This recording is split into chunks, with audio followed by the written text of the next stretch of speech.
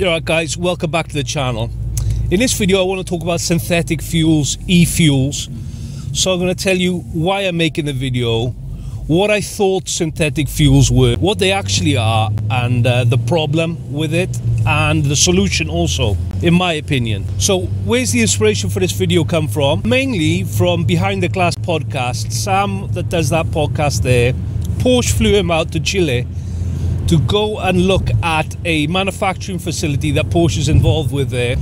So first of all, let me tell you what I thought synthetic fuels were. E-fuels, synthetic fuels, is the same thing. I thought they were some kind of fuel that uses some kind of technology that you could use in a conventional combustion engine, but somehow the emissions from the combustion engine were much lower with the e-fuels. And this would allow car manufacturers to continue making internal combustion engines that had much lower CO2 emissions. That's what I thought synthetic fuels were.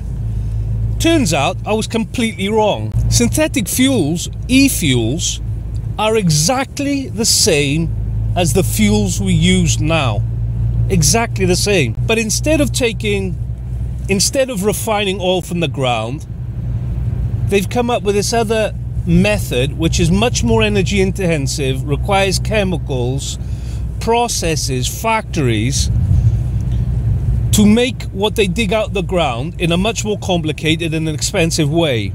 And the emissions are also exactly the same. So the emissions don't change, obviously. Yeah. The emissions are always the same. Of course. Why exactly are we doing it then? The thinking behind the e-fuels is the CO2 that they use to make the synthetic fuel, they take it out of the atmosphere. The amount they take out of the atmosphere to make this fuel is the same that is put back into the atmosphere when the fuel is burnt. It's just the fact that they are neutralized by the carbon that was captured during the production of the fuel, the synthetic fuel. Yeah. That is the whole premise, the whole foundation for this synthetic fuel.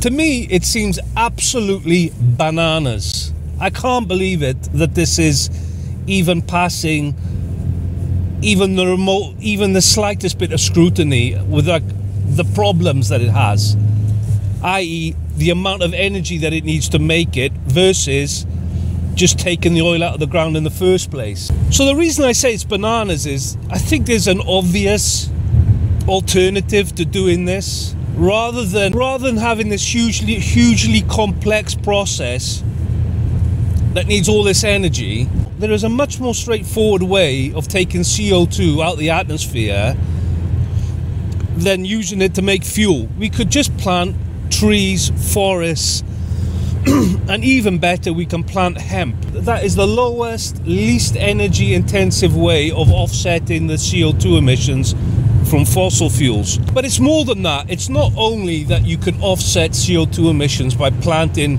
millions of acres of hemp. There's a double bonus if you do that, because you end up with materials that can be used for something else. Timber is obvious, we can use it for paper, construction, but with hemp that opens up, you know, many more things that we can do with it. Hemp is a much better solution. Not only does it absorb a lot more CO2 out of the atmosphere than wood, than trees, you also end up with a much more useful material at the end. With hemp, the fibers on their own are strong, they're lightweight, they last a long time. You can use them for fabrics.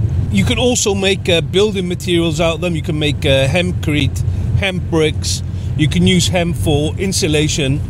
There's the list of things that you can do with hemp, I think, is probably endless. So not only do you take the CO2 out of the atmosphere when you grow the hemp, you've also got a fantastically useful material at the end of it. So my problem with the synthetic fuels is you've got this process that is super energy intensive, requires loads of chemicals to end up with something which we can just dig out the ground. I'm not sure how someone can say that making the production of something much more energy intensive, much more complicated, how that can be better for the environment than something that we can just take out the ground because it's ready already. And for that reason, the concept of synthetic fuels makes absolutely no sense to me. To me, the whole thing seems like a bit of a scam, if I'm going to be completely honest. Part of this process, the synthetic fuels process, there's a patent involved, and ExxonMobil has the patent. Now, this is why I say it sounds like a bit of a scam, because at the moment, that patent is worth absolutely zero. In the MTG room is ExxonMobil technology.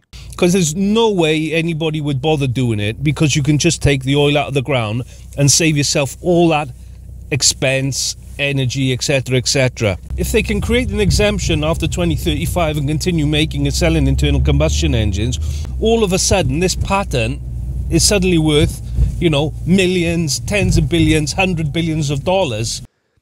It's top secret. That's the money. That is the juice, is the ExxonMobil technology. Right. But it wouldn't be so bad if the technology was good. It, like, as I said, somehow this technology allows us to burn the petrol without the emissions. But it doesn't. The emissions from these cars are going to be exactly the same as if they burn fossil fuel petrols or the synthetic fuels. The emissions are exactly the same. But that's the video, guys. If I've made any mistakes, feel free to leave a comment. If you agree with me, let me know. That's it for now. Look after yourselves, and I'll see you again next time.